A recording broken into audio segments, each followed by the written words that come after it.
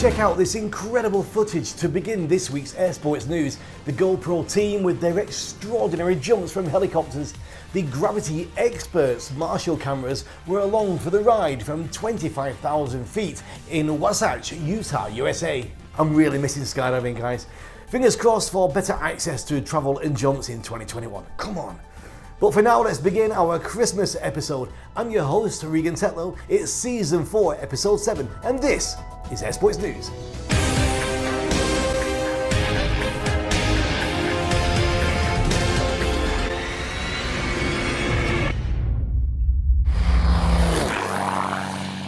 Let's start with some optimistic news for the new year. In-flight Dubai Wind Tunnel is inviting indoor skydiving competitors for the return of their Sandstorm competition. The next edition of the Sandstorm will take place on January the 22nd. Categories include two-way FS, two-way VFS and two-way dynamic.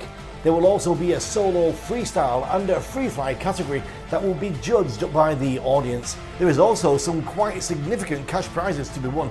Registration is open, so if anybody wants to take part in the event, just contact In-Flight Dubai. Straight into another sports competition for next year, this time from paragliding. 30 years after the last World Paragliding Championships in France, Coeur de Savoie will host the 2021 edition. The world's elite will meet from May 22nd to June the 5th, 2021 to fight in next year's biggest paragliding competition. So far we know that at least 40 nations will be represented in this amazing and enjoyable contest. We have some optimistic and interesting news from the world of aerobatics.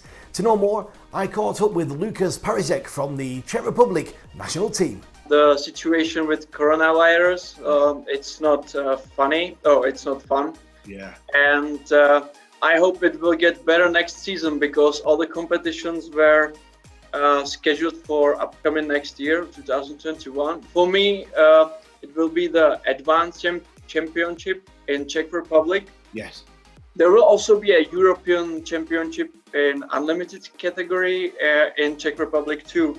So it's gonna be awesome if it's gonna happen. You know, I don't know how it will look like here. The government is crazy, everybody is crazy, but we are lucky that it's kind of like a one-man sport. You know, referees are really far away from us. Right.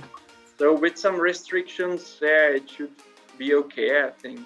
Big news for me is that I got a permission from one of the coaches from Easy Duras to fly unlimited aerobatics. So I started learning some, negative flicks, like negative snap rows and snap rows on verticals.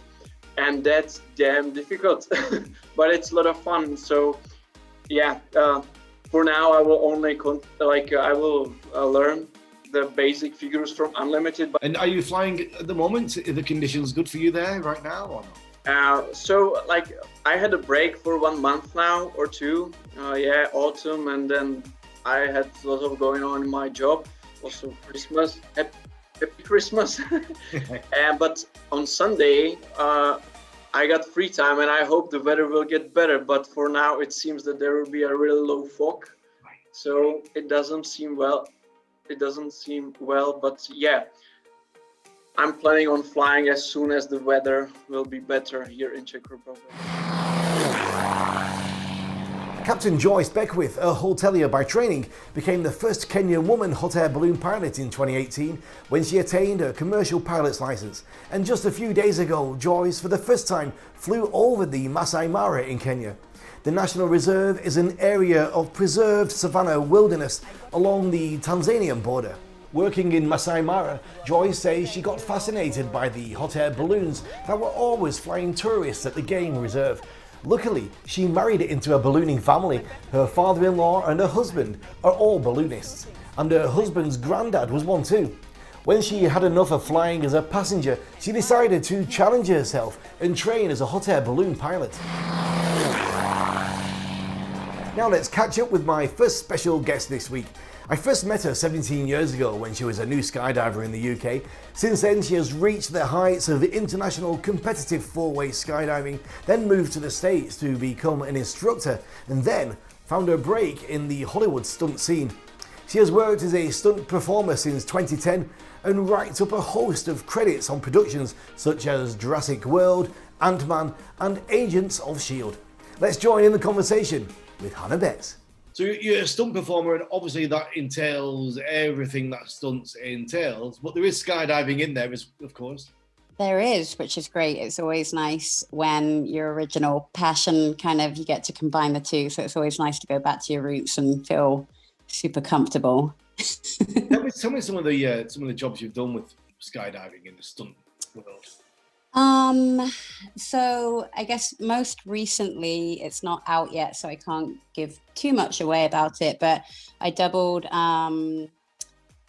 Angelina Jolie, which is hilarious because she's like me, stretched and shrunk, but I was in a very baggy jumpsuit, so that's okay. But she plays a smoke jumper, like a full firefighting smoke jumper. So a team of us had done a big skydiving sequence with all the gear, which is really only designed for static line, not for free fall, but Hollywood wanted a different kind of scene.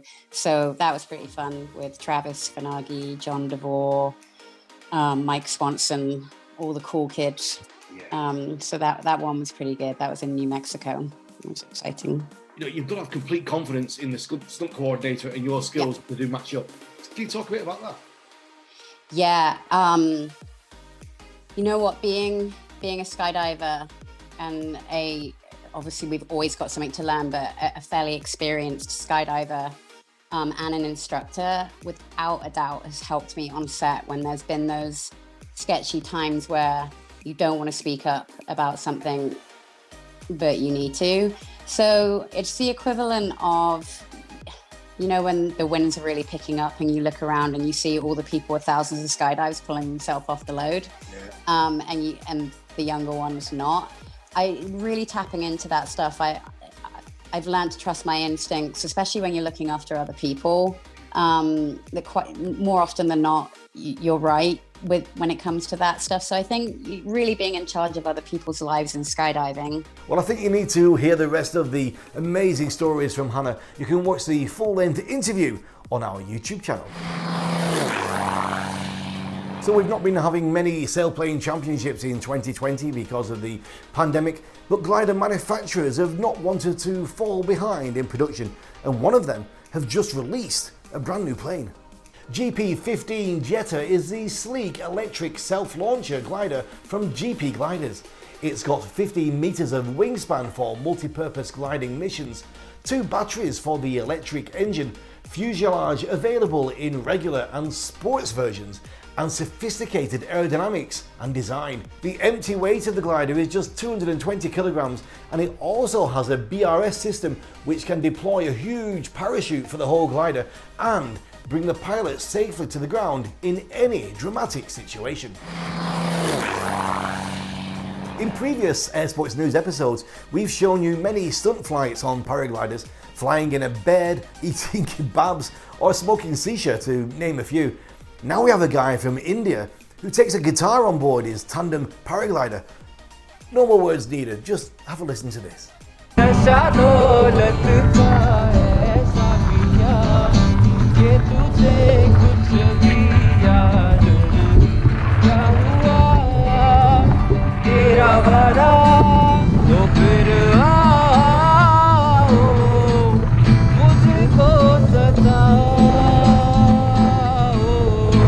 Enjoy.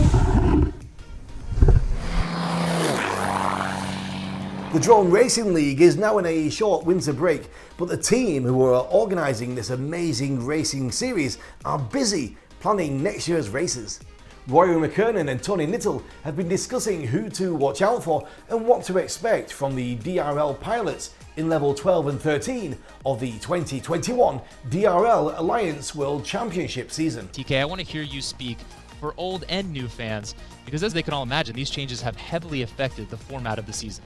Absolutely. Now, 2020 has, of course, brought changes to every single sport out there. And, of course, DRL is no exception to that rule. And in order to account for this global pandemic, we've basically gone completely virtual in the 2020 season. And all this season is being played on the Sim, which is a true-to-life drone racing video game, which you guys can actually purchase on Xbox or Steam. Now, we still have the best 12 pilots in the world competing for that one amazing title at the end of the year. Amari, who was our 2020 rookie who got into the DRL season by winning the 2020 Sim tryouts. Not only did he win that, but he's also our DRL Sim Cup winner, who's just used his tremendous amount of skills that he's learned on the Sim to compete at the highest level. DRL is the global professional drone racing property for elite pilots. With custom-built racing drones traveling 90 miles per hour, pilots race in FPV first-person view through the most insane courses across virtual and physical competitions. The full discussion with Rory and Tony is available on the DRL YouTube channel. Good news for pilots this week from the USA. The Federal Aviation Association has approved the Moderna COVID-19 vaccine for use by controllers and pilots with a 48-hour waiting period. The FDA approved the new vaccine on Saturday and the FAA quickly announced its approval. It's worth adding the rider that the approval could be pulled if problems crop up. The agency said it will monitor the patient's responses to each vaccine dose and may adjust this policy as necessary to ensure aviation safety. It said the same about this Pfizer vaccine approved last week. Meanwhile, aviation unions are calling for expedited access to approved vaccines for aviation workers. Now let's jump into our next interview this week with my very special guest. He was a type of kid that's always wanted to skydive, but it wasn't until he visited a friend's house when he was 16 that he actually met a real skydiver. Then his dreams pulled into focus. Now he's one of the most likable skydivers around with an incredible work ethic. Join me in conversation with Julian Barthel. It's that time of year, Christmas, where people's plans are up and down all over the place right now. I've normally been at the Seville Christmas Boogie. That's where we've worked together in the past. Correct. This is my first Christmas without an event for over 30 years. You've got the boogie happening there. How's it going to work, though, with the travel? Are people still arriving? How's it working? Yeah, so it's actually a really busy boogie. They have had, I think it's because Skydive Algarve, as far as I know, is the biggest drop zone operating, or one of the only drop zones operating in Europe at the moment. And they've had over 400 registrations. So people are coming in by the dozen. Yesterday was the first day of the boogie. It was very busy already, which was great. Load organizers are coming from all over Europe. Luckily, with the travel restrictions, they can still come in. And they have an extremely high level to cater for everybody, for belly, wingsuit, free fly, tracking. Everyone is here. You've got the vendors, you've got Hans from PD, you've got Irma from Tonfly, Fabian from Boogeyman, etc. So there's a lot of people now, especially since they've expanded. When they've opened, they'd only had one hangar. Now they have a second hangar, which is even bigger. So they have massive capacity. And of course, their famous Dornier G92 aircraft. They have caravans. And I think once the boogie really starts picking up, which is usually around the 26th. It's really good to see you active and happy and healthy and energized. You're a very positive, shining light within the sport. You really are. You need to know when it's time to move on to the next place. You seem very happy where you are right now. Especially the move on from when I worked in Skydive Spain and I changed to Empuria. That was a really big step, and it took me a long time to follow through with that decision, because I felt very at home in Seville, and I had a very good base, and I built a very good system for myself. Basically, I was in charge of the free fly school. I was doing canopy courses. I was working there as a full-time instructor, load organizing, everything. So basically, a lot of the steps that I had in my career were because of the opportunities that were presented to me there. I had many more questions for Julian, and you can catch them all now and watch the full-length interview on our YouTube channel. It's not often we show you military aircraft, but this Looks so good. Boeing demonstrated yet another capability of the ever-young FA-18 Super Hornet by proving it can operate from a ski jump ramp, demonstrating the aircraft's suitability for Indian aircraft carriers. Looks quite impressive. As long as the pandemic is raging through the US, the Experimental Aircraft Association Aviation Museum will be offering a free webinar series highlighting its extensive collection. Beginning in January 21, the series aims to share the history and stories of a different aircraft or aviation-related artifact each month.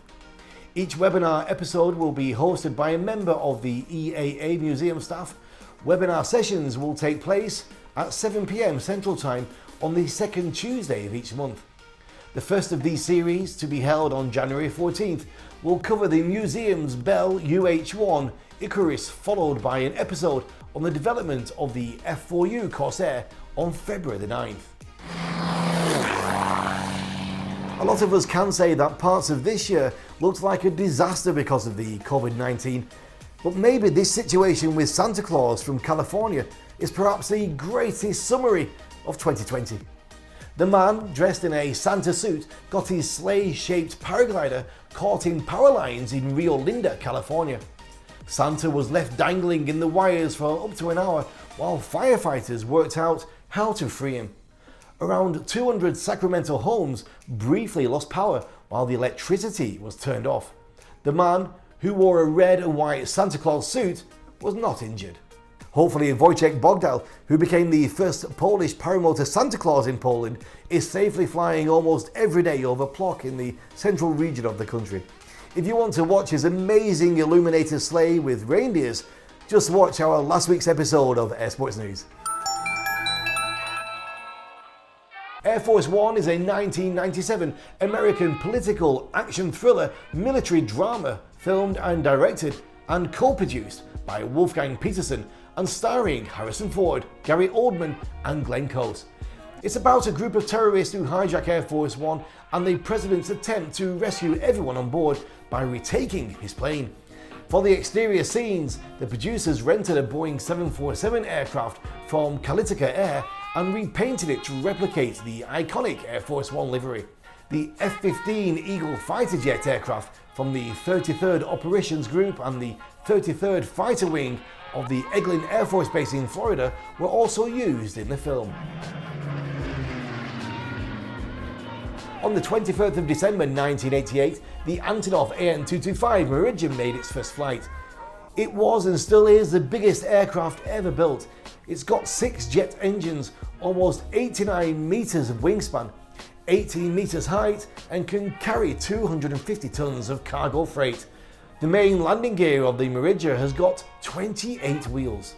On the 22nd of December 1945, test pilot Vern Louis Carstens made the first flight of Beech Aircraft Corporation's new Beechcraft Model 35 Bonanza. 5 prototypes were built. The first 2 were used as static test articles. The third prototype, serial number 3, was the first to fly. The aircraft is famous because of the characteristically butterfly tail profile. On the 22nd of December 1910, Helene Dutroux won the first Coupe Féminin by flying a Farman airplane 61 kilometers in 1 hour 9 minutes at Étampes, about 48 kilometers southwest of Paris. The Féminin Cup was established by Pierre-Antoine Baptiste René Lafitte, publisher of Féminin, a ladies' magazine. A prize of £2,000 was awarded to the woman who had completed the longest flight of the year. On the 27th of December 1975, Takuya Anishi was born.